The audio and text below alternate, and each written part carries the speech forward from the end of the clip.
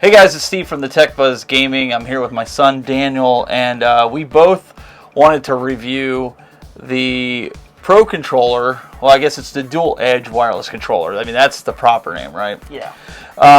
We got this on launch day. It was $199. You took Christmas money. You wanted to buy it. I took some money too and set it aside and bought it. What has been your experience so far with this? Is it because everybody's asking, and I see it in forums and I see it in other videos, and everybody's like, well, is it worth $199? Well, for starters, it comes with paddles, which every Pro controller should come with. So for those that don't know, what is the paddle? What does it do for the game? Like, what can you do with it? Well, paddles are these extra buttons that you could set to any button on your original controller, and you could assign that button to the paddle to make it easier for yourself. Okay, so as you're seeing right now, guys, you're seeing the paddle buttons on the back. You're using the actual short paddles, and that's something I like to use too. I didn't really like the longer paddles. Those you could easily mispress the button. Because they're so long. Yeah, but the earpiece paddles, which I like to call them, those are way comfortable. If you don't want to accidentally press the paddle, you can just put your fingers behind it, and then you'll be set. So a lot of, like, you're going to see here the way he plays it. You know, I take my ring fingers and I'll hit my paddles with those buttons, and a lot of times, like, I use them more in Fortnite. Yeah. For activating augments and doing things like that. It works out really well with it. So some of the other added benefits of this that we found, and a lot of people say $199, it's a lot. Well, it's $100, almost $100 for the controller normally. Yeah. But this gives you the ability to actually take out the analog sticks if you need to replace them. In case of stick drift, which I doubt that's going to happen with this. But for $20, you can replace those out. You can get those modules. He shows you how easy it is to do this. It also gives you additional rubber inserts on these, and we'll show them in the video here. But you could replace the rubber pieces on this, for this. You replace the rubber pieces on the analog sticks. Yeah. And two of them are taller, just in case you want a little height.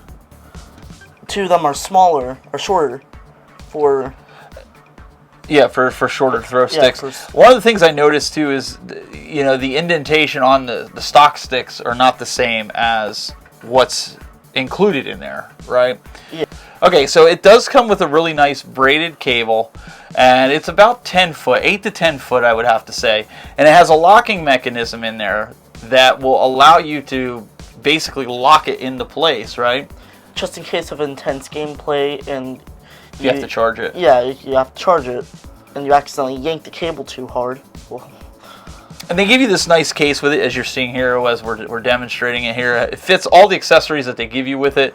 It even has a window in the back where you can actually run the cable straight in. Like if you want to put your controller away, close it up. Nice display. Nice display. You can charge it inside the case. Have you charged it inside the case? I've done that since basically launch day. And you zipper it shut and everything? I zipper it shut. Okay. It's perfect. See, mine I haven't zippered shut. I just usually leave it open and just plugged into it. Have you run into any overheating issues with it?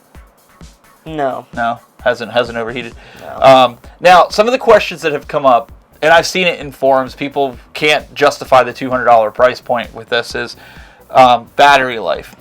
When we usually play Fortnite for like 3 to 4 hours, right? Mm-hmm. By the time we're done, it's at 1 bar of battery left.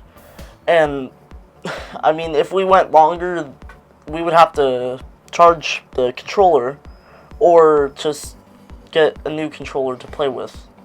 So I was getting similar battery life with my controller that came with my Gen 1.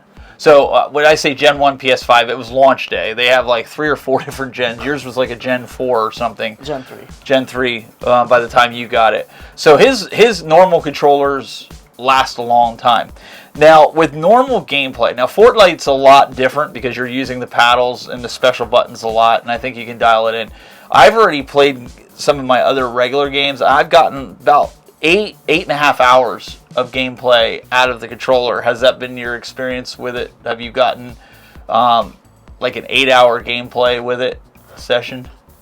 I've only got up to 6 hours. Okay. Because I get bored out at the game after a while, but for me that's a lot, and still at 1 bar of battery at 6 hours. So I would say for those out there, if you're expecting, I don't know what Sony claims that this thing can do, but I would say anywhere from 6 to 8 hours is what you're looking at for gameplay. The more you're using the additional buttons and all those features. Now, I don't know if that's something Sony can change in firmware with the battery. I mean, we literally charge them every day. It's got a lithium-ion battery in it, so it protects it from overcharging. But overall, if you had to do it again,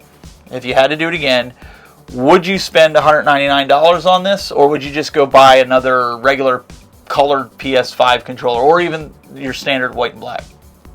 I would go for the... You would get it? I would get that. Okay. Yeah. I would too. I like the colors. I like how they did with the original one, the PS. But I mean, I get it. People want functionality. There are other controllers out there that are knockoffs.